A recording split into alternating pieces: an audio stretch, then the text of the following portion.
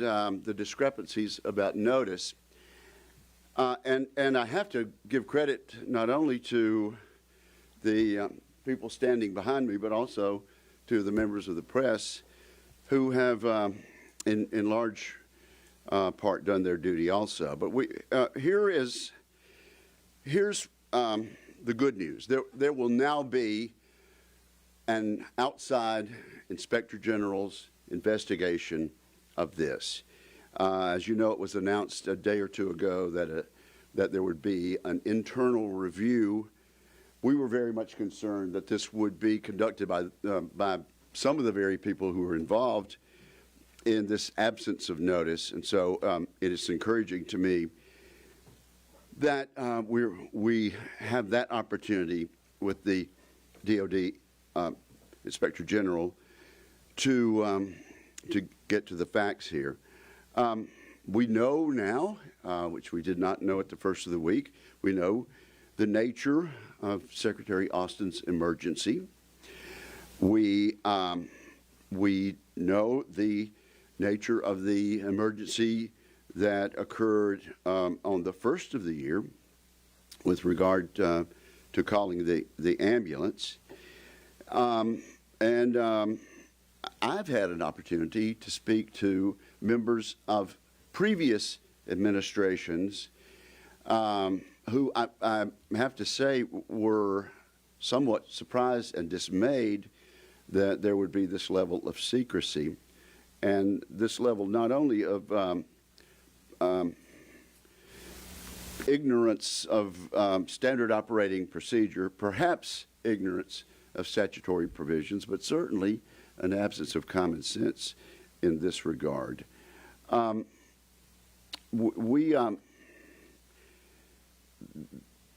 It really doesn't matter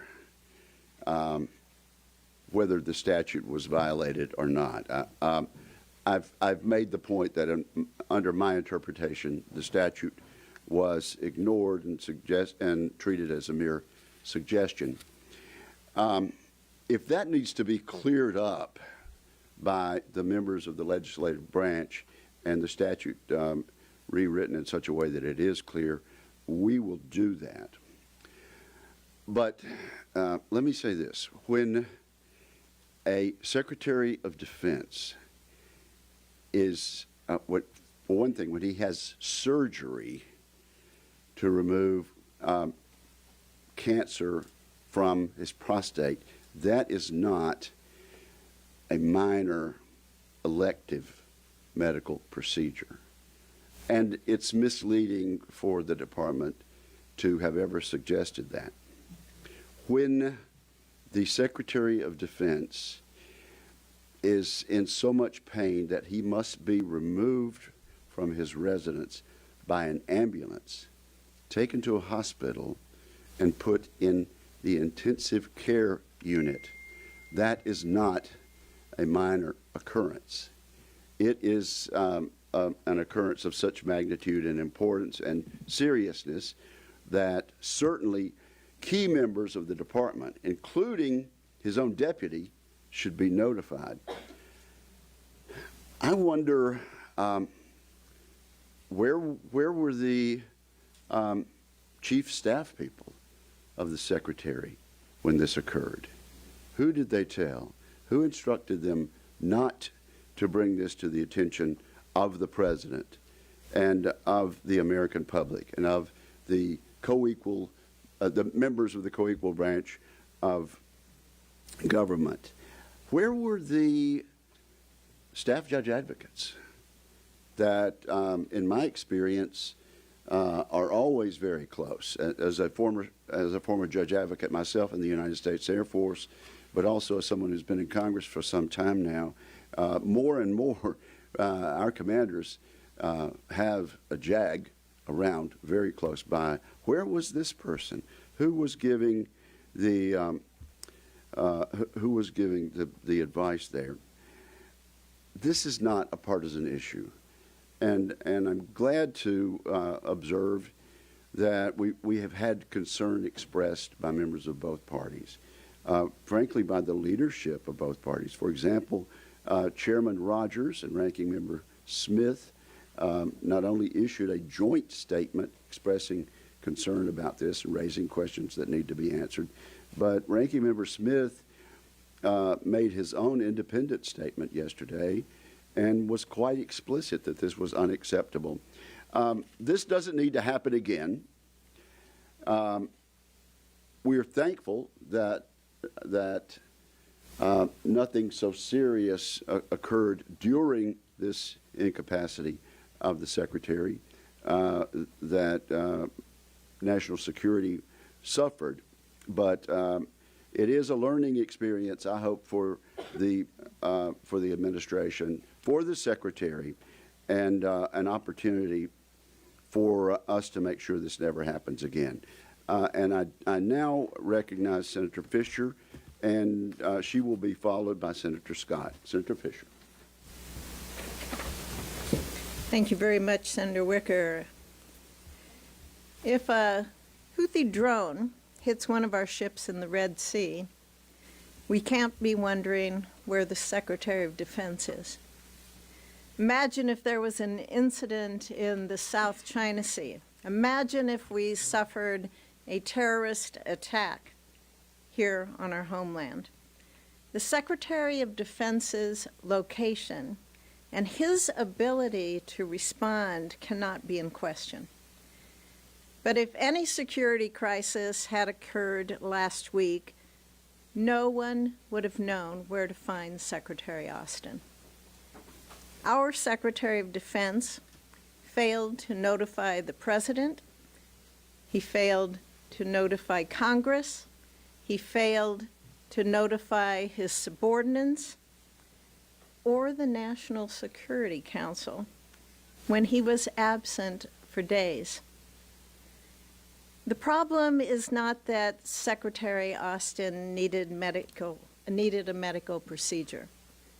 I'm grateful that he received care. I am grateful that he is recovering well.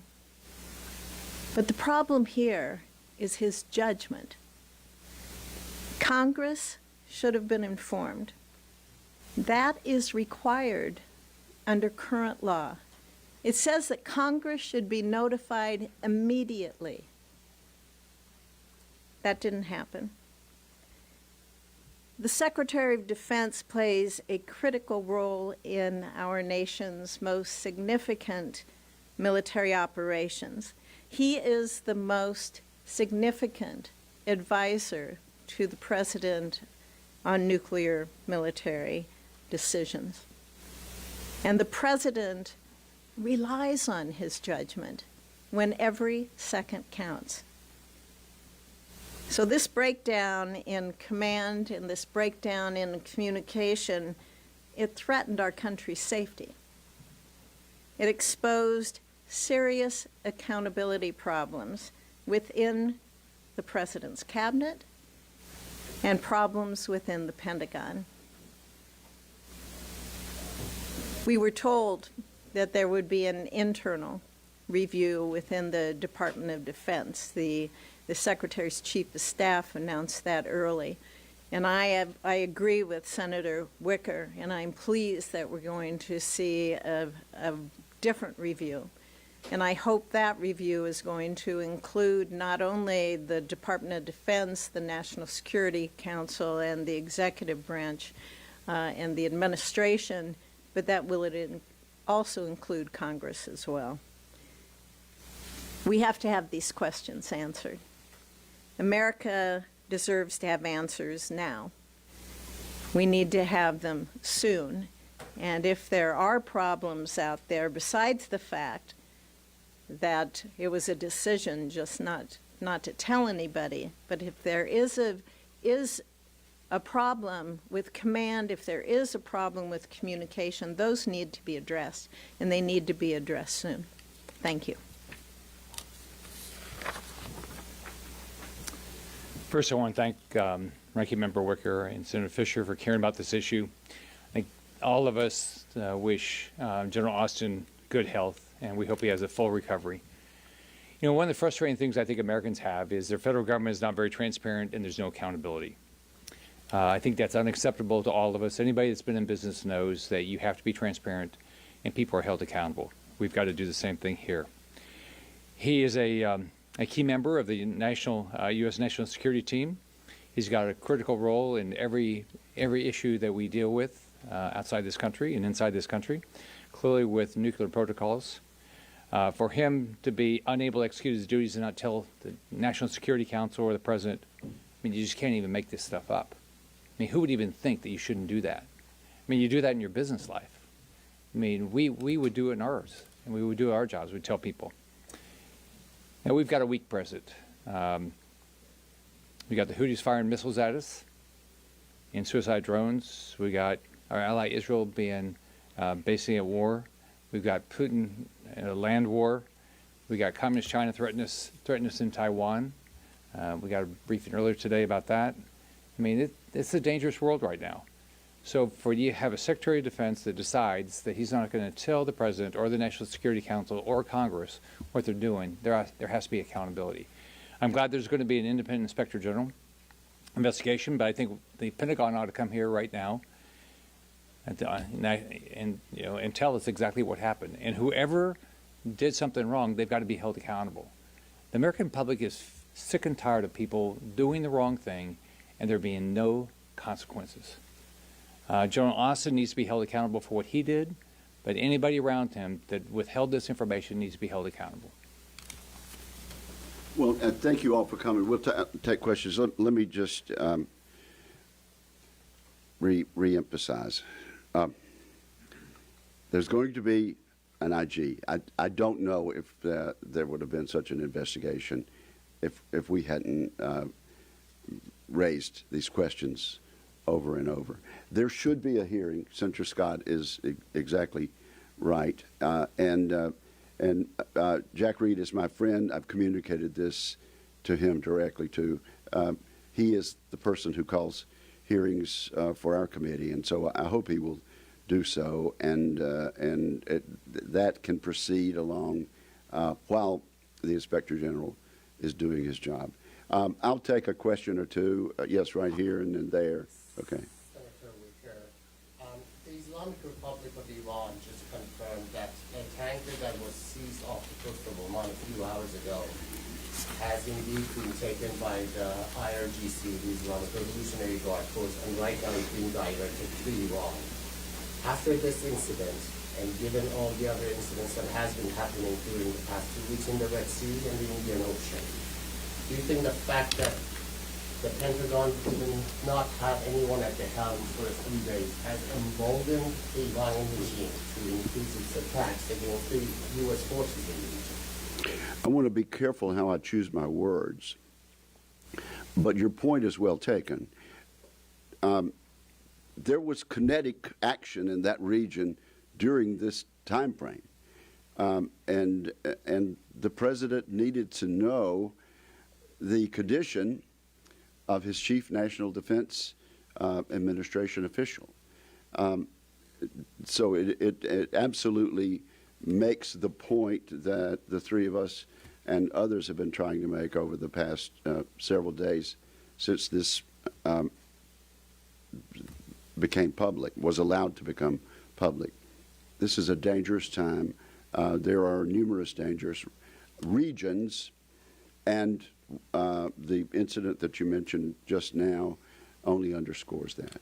That's this one next, and then we'll go over here. Thank you.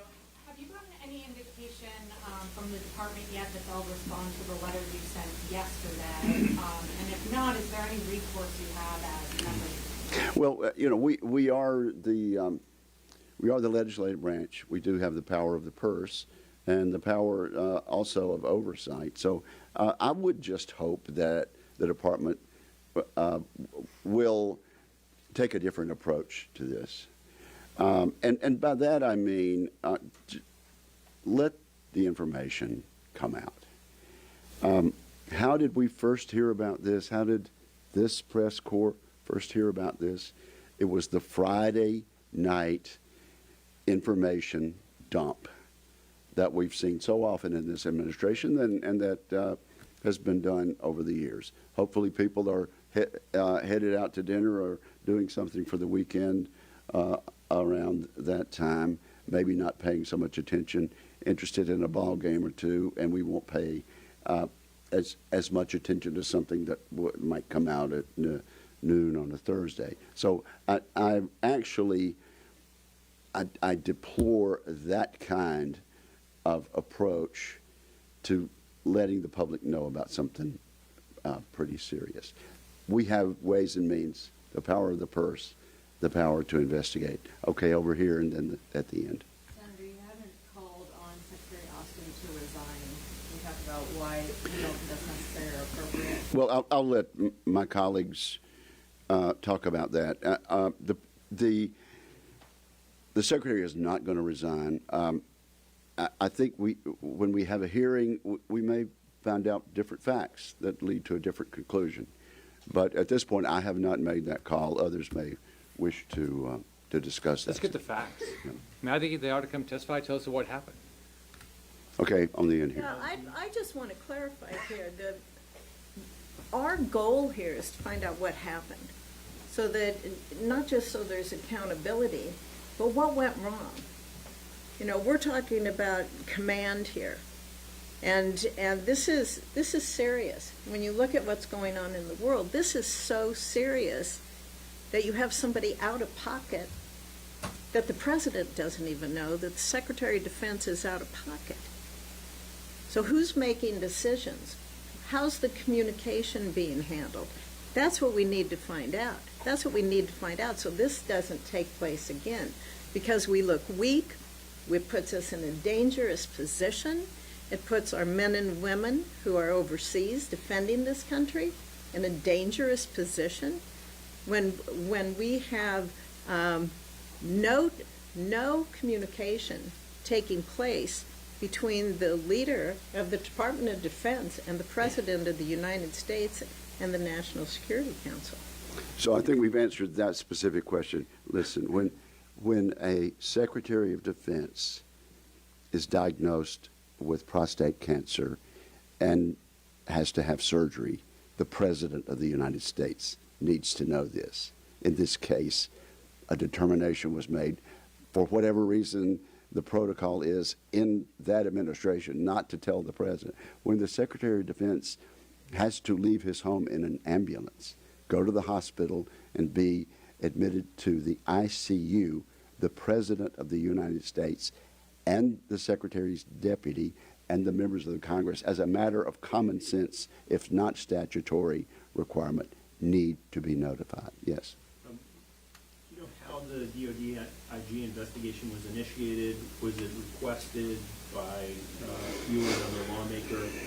And what are the key questions that you want to see it answered? Okay, they can start with the questions listed on the letter that all three of us and other members of the committee have signed. I learned about the IG investigation at the same time you did, about an hour ago, and that's about all I can tell you. Let's see right here on this row, and then we'll go back. Do you have any ongoing concerns? Obviously, there's this continued condition. There's supposed to be an on-court reported that was supposed to happen today. Pentagon, obviously, not going to be able to participate in that. With the continued condition? Well, you know, I would think that a doctor would report to, would stand in front of cameras, or a spokesman for the DOD or for the DOD health officials, and step in front of the camera and brief the American people frequently about this. Okay, over here in the back, these two on the back, and then we probably need to. Are you aware of military strikes or strategic decisions that were made during a time when Secretary Austin wasn't available, that they were looking for him to make or to approve before they went ahead and did them during this time? I cannot answer that yes or no. I can only say kinetic action took place during this time, and the President of the United States needed to know that, and the Deputy Secretary of Defense, at a minimum, needed to know that she was the person in the chain at that time. Last question back here. Are you concerned that the President isn't answer every day? I think it raises questions, and I guarantee you, if we have a hearing, that's the type of question that will come from both sides of the dais. Yes. To what extent is the Secretary of Defense a part of the principal conversation going on about not only strategy but day-to-day tactics? Yes, it's a very important question. Folks, we'll be in the area, but I think we'll cut off the formal part of this at this point. Thank you very much. Thank you, Deb. Good job. Would you autograph this?